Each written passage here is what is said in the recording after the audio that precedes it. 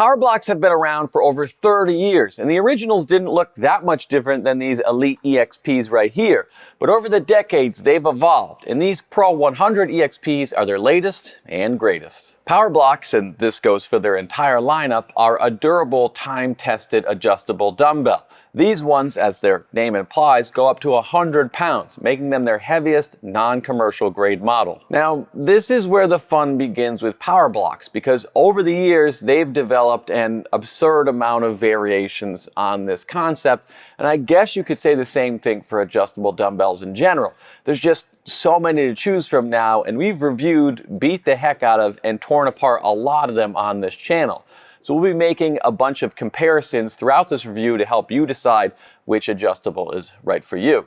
PowerBlocks have a bit of a polarizing design. Some people love them, some not so much, making your choices even more complicated. And we're going to break all of that down, but with PowerBlocks, the first thing you've got to figure out is which model would you get, which is no small feat with how many they make. You could be like me and buy multiple pairs. Well, technically I bought these Elite EXPs and the older Pro EXPs, but PowerBlocks sent me these new Pro 100s for the review. So I guess you could start a YouTube channel and spend way too many hours on it every week for years, and maybe they'll send you one too. Or if you enjoy my responsible spending habits and want to encourage them and support the channel at the same time, then please use our affiliate links down in the description, because I put all of that money back into the channel.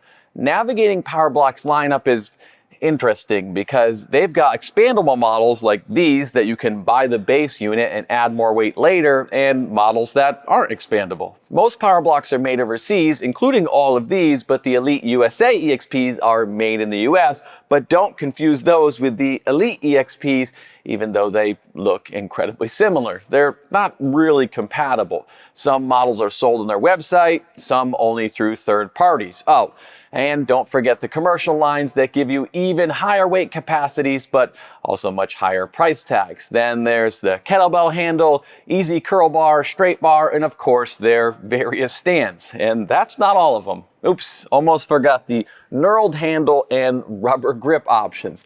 It's a lot, but if I were to narrow them down for most people, I'd go with these, the Pro 100 EXPs, my personal favorite, or the Elite EXPs. These are the most popular options for good reasons, but they do have their differences, quirks, and limitations. The biggest difference between the Pro EXP 100s and all other PowerBlocks outside of the commercial lineup is that these are the only PowerBlock models that go up to 100 pounds, whereas the older version of the Pros and the Elites go to 90 pounds. Now, does that 10 pounds matter? That depends on you, but when I'm trying to impress my neighbors that don't lift, it does. Luckily, PowerBlock makes non-expandable Sport and Pro lines that only go to 24, 32, and 50 pounds, which brings up the two battles I fight in every dumbbell review. One, not every product has to apply to and appeal to every person. My mom doesn't need a pair of 100-pound dumbbells or even 50s. If I could buy her a pair of Sport 24s and she'd use them to improve her health, you'd better believe I'd make that purchase 100 times over. And the second battle, durability. One reason PowerBlocks have been around for decades and are still popular is their durability. And a lot of that durability comes from the simplicity of this design. Let me be clear, I know real men don't drop their dumbbells, and if you can't handle the weight, don't lift it, or whatever. And I'm not suggesting you throw stuff around like that time you celebrated after benching 315 in high school, but stuff happens. And when you're lifting heavy, it's a lot to balance, to control. You don't have as much room for error, and if something happens, you tweak something or whatever. I don't think this is unreasonable, but gym equipment should be durable and be able to withstand an accident, and I'm not comfortable recommending a dumbbell that can't. So what makes these different? Their simplicity. There's no gears like on snowed 8080s, though those are pretty durable. I've beaten the crap out of mine. No intricate plastic mechanisms like Dumbbells, and I know people love to fight me on why I don't recommend Dumbbells, but I'll do a complete teardown video on them if you really want to see how delicate they are, so let me know in the comments on that one. And there's no switches like Reps Quick Draws, another durable option, but still more complex than this. With PowerBlocks, although there's important differences between the models, which we'll get to, the basic concept is always the same. You've got the handle and then a series of weight plates. Yeah, there's the selector pins and adder weights within the handle, but that's pretty much it. Less parts means less problems, and if you were to break something, PowerBlock sells all the parts, so they're easy to replace. Not to mention they have a 5-year warranty, which is much higher than you typically find with adjustable dumbbells. Now, that doesn't mean they're perfect. All adjustable dumbbells have their trade-offs, and by looking at the differences between fixed dumbbells, other adjustables, and the PowerBlock models, specifically the Elites and the Pros, since they show the major differences between the models, you'll be able to see what may work for you. Now, there's a lot I like about the Pro 100 EXPs in comparison to other models, but probably the most obvious feature is this open handle design. The Elites and some other commercial models still have what I call a caged or closed handle. This is what a lot of people complain about with PowerBlocks, that these braces get in the way during exercises.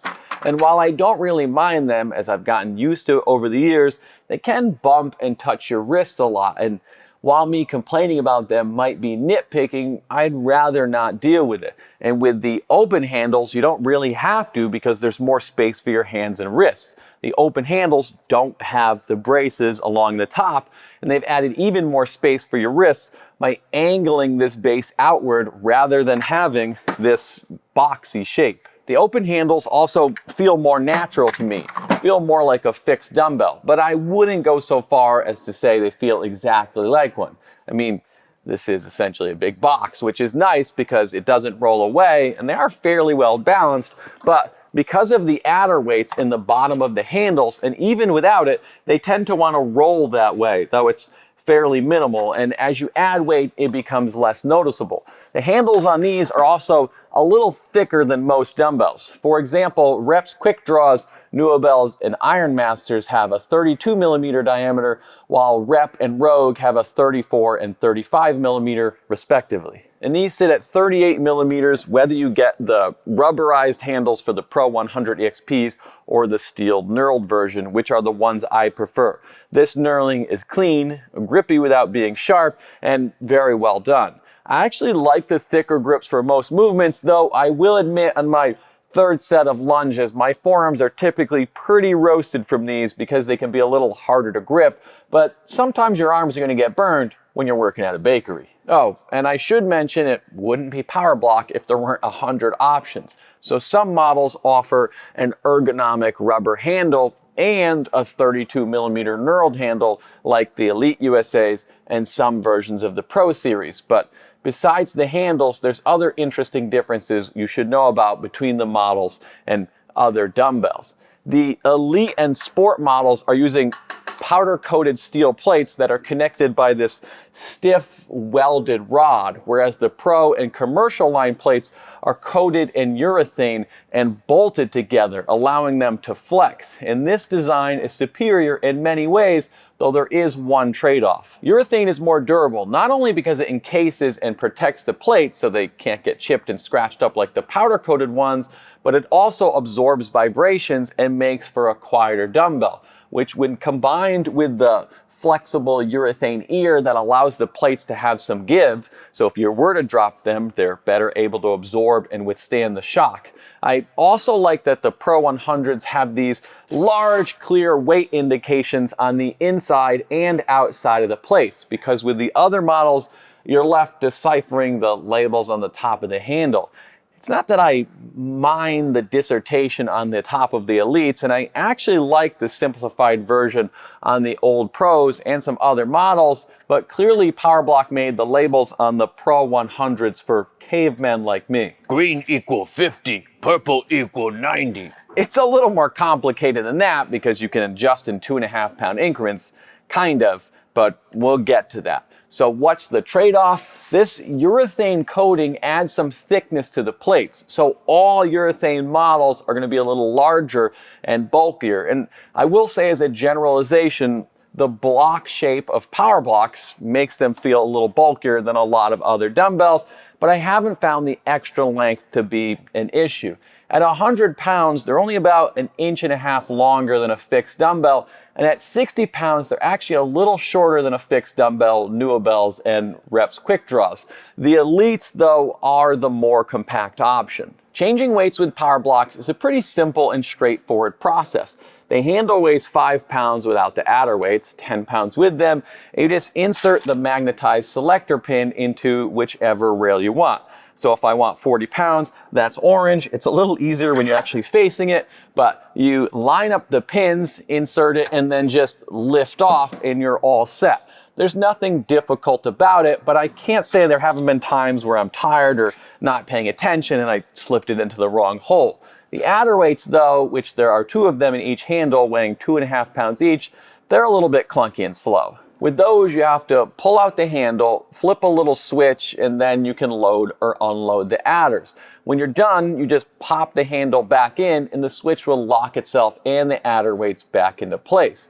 Still simple, just more involved. Now, all these versions achieve most 2.5 pound increments, but since the handle weighs 5 pounds and you can add 2.5 and 5 pounds to them with the adder weights, and then the plates weigh 10 pounds, you can't truly get every 2.5 pound increment, but if I start teaching a math class right now, we're gonna get more downvotes than my ego can handle, so I'll just put up a little graphic instead.